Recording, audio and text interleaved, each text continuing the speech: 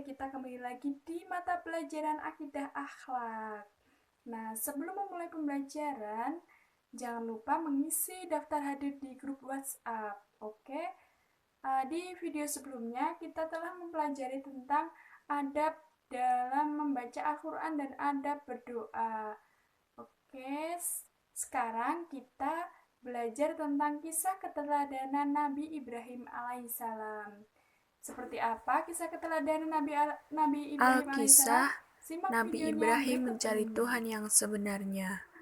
Ketika Ibrahim telah beranjak dewasa, ia merasa kehilangan sosok yang sebelumnya memberi makan dan perlindungan untuk dirinya. Terlebih, ia telah mendapati banyak orang yang merupakan para penyembah berhala, tetapi Ibrahim mengingkari anggapan bahwa patung berhala adalah dewa. Sehingga Ibrahim berniat untuk mencari Tuhan yang sesungguhnya. Terdapat beberapa ayat yang menjelaskan sebagian kisah tentang pencarian Ibrahim mengenai Tuhannya, yaitu Quran Surat Al-An'am ayat 76 sampai dengan 78. Inilah daya logika yang Allah karuniakan untuk Nabi Ibrahim, sehingga ia menolak agama penyembahan langit yang sedang dipercayai kaumnya. Ibrahim pun menyadari bahwa yang mengendalikan bulan, bintang, matahari, siang, dan malam, juga yang menciptakan seluruh makhluk di bumi adalah Tuhan yang sebenarnya. Yang kedua, peringatan kepada kaumnya. Semasa remaja, Ibrahim sering bertanya kepada sang ayah tentang Tuhan yang sesungguhnya. Walaupun demikian, ayahnya tak menghiraukan Ibrahim. Ibrahim menyadari kesia-siaan patung berhala sehingga ia berusaha menyadarkan kaumnya dan menyebarkan dakwah tentang Tuhan yang sesungguhnya. Sewaktu mendapati ayah kandungnya, tapi tidak mau meninggalkan penyembahan patung berhala, Ibrahim merasa sedih dan menyadarkan sang ayah tentang kekeliruan ini. Ibrahim berusaha memperingatkan secara berulang-ulang, namun ayahnya tetap kukuh pada pendiriannya. Sewaktu telah memperoleh berbagai risalah Allah, Ibrahim tetap menyampaikan berbagai dakwah menentang tindakan penyembahan berhala yang berlangsung di tengah-tengah kaumnya, hingga ketika Ibrahim yang menyadarkan ayah kandungnya beserta kaumnya tentang kesesatan penyembahan berhala. Hal ini terdapat dalam Quran Surat Al-An'am ayat 74. Alkisah yang ketiga, melihat burung dihidupkan kembali. Sewaktu Ibrahim memerangi perilaku syirik dan penyembahan berhala, ia masih ingin meneguhkan keimanan terlebih dahulu, sehingga dapat menenteramkan kalbu. Maka Ibrahim memohon kepada Allah agar diperlihatkan kepada dirinya tentang cara Allah menghidupkan kembali makhluk-makhluk yang sudah mati. Hal ini dijelaskan dalam Quran Surat Al-Baqarah ayat 260. Adapun mengenai hadis yang diriwayatkan oleh Imam Bukhari sehubungan dengan ayat ini bersumber dari Abu Salamah dan Sa'id dari Abu Hurairah radhiyallahu anhu yang menceritakan bahwa Rasulullah shallallahu alaihi wasallam pernah bersabda, "Kami lebih berhak untuk ragu ketimbang Nabi Ibrahim ketika ia berkata, 'Ya Tuhanku, perlihatkanlah kepadaku bagaimana Engkau menghidupkan orang-orang mati.' Allah berfirman, 'Belum yakinkah engkau?' Ibrahim menjawab, 'Aku telah meyakinkannya, akan tetapi agar hatiku tetap mantap.'" Kejadian yang keempat, perdebatan dengan Namrud. Namrud yang telah mendakwakan diri sebagai raja di muka bumi memerintahkan untuk mendirikan sebuah bangunan sebagai tempat menyembah patung berhala. Ketika mendapati berbagai patung berhala dijadikan sebagai sembahan, maka Ibrahim bertekad menghancurkan berhala tersebut sebagai bentuk pembuktian bahwa patung hanyalah benda mati yang tidak dapat bertindak apapun. Ibrahim datang untuk meruntuhkan segala patung, terkecuali sebuah patung besar yang dianggap sebagai sembahan paling hebat bagi kaumnya. Dijelaskan dalam Quran Surat Al-Anbiya ayat 51 sampai dengan 58. Mendapati terdapat batu-batu yang remuk beserta puing reruntuhan di tempat berhala mereka, para penyembah berhala merasa marah, kemudian mereka hendak menghukum orang yang melakukan tindakan ini. Lalu Ibrahim pun dikenal berani menentang penyembahan berhala, dianggap untuk dipanggil untuk dihakimi. Mereka bertanya, "Apakah kamu yang melakukan perbuatan ini terhadap sesembahan-sesembahan kami, wahai Ibrahim?" Ia menjawab, "Sebenarnya patung terbesar itulah yang melakukan hal ini. Cobalah tanyakan kepada benda itu jika memang dapat berbicara."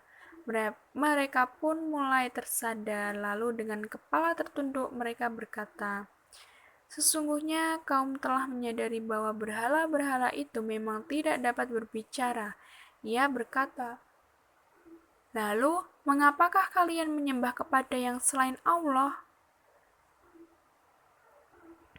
Nah, firman Allah dijelaskan dalam Al-Anbiya ayat 62 sampai 67. Kejadian yang kelima itu adalah dibakar hidup-hidup. Mendengar pernyataan bahwa kelak para penyembah berhala akan celaka, mereka tidak serta-merta menyerah dan mengakui dosa. Justru mereka hendak membunuh dan membakarnya. Para penyembah berhala itu beramai-ramai mengumpulkan banyak kayu bakar untuk sebuah perapian besar. Dalam Quran surat Al-Anbiya 68 dijelaskan mereka itu berkata, "Bakarlah dia dan bantulah Tuhan-Tuhan kamu jika kamu benar hendak bertindak."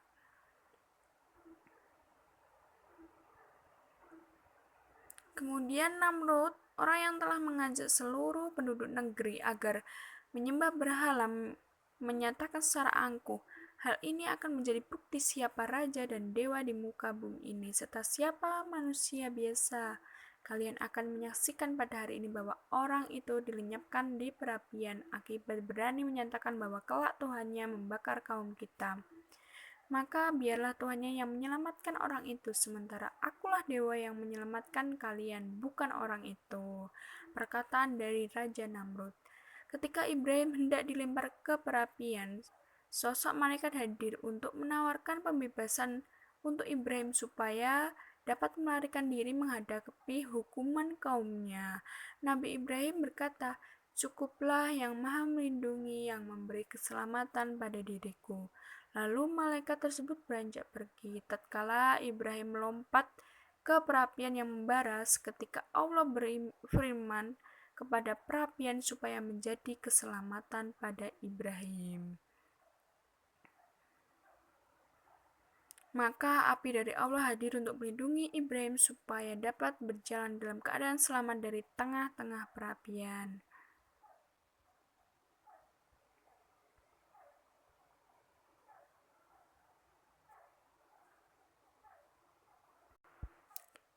Ketika Ismail telah mencapai usia remaja, Allah hendak menguji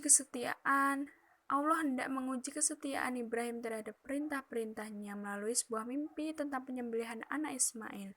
Keimanan Ibrahim yang telah berhasil menghadapi ujian-ujian sebelumnya sama sekali tidak merubah sewaktu menerima perintah ini.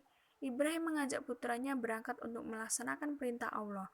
Ia tidak sedikit pun mengeluh atau memohon keringanan dari Allah tentang perintah ini, melainkan ia melaksanakan sebagaimana yang Allah perintahkan ketika Ibrahim membaringkan putranya untuk melaksanakan perintah Allah. Terlebih dahulu ia meminta tanggapan dan persetujuan dari sang putranya. Kemudian putranya menjawab, "Wahai ayahku, laksanakanlah apa yang diperintahkan kepadamu." Nah, hikmah yang dapat diambil dari beberapa cerita Nabi Ibrahim alaihissalam yaitu sabar. senantiasa berpegang teguh pada ketentuan Allah SWT meski mendapat banyak sekali halangan, rintangan, cobaan, kesulitan, dan lain sebagainya. Yang kedua itu husnudon, yaitu berprasangka baik kepada Allah. Yang ketiga ihsan, yakni senantiasa berbuat baik dan beribadah menyembah Allah SWT. Yang keempat itu ikhtiar, senantiasa memaksimalkan usaha atau upaya baik. Yang kelima itu tawakal, menyerah diri sepenuhnya pada Allah SWT.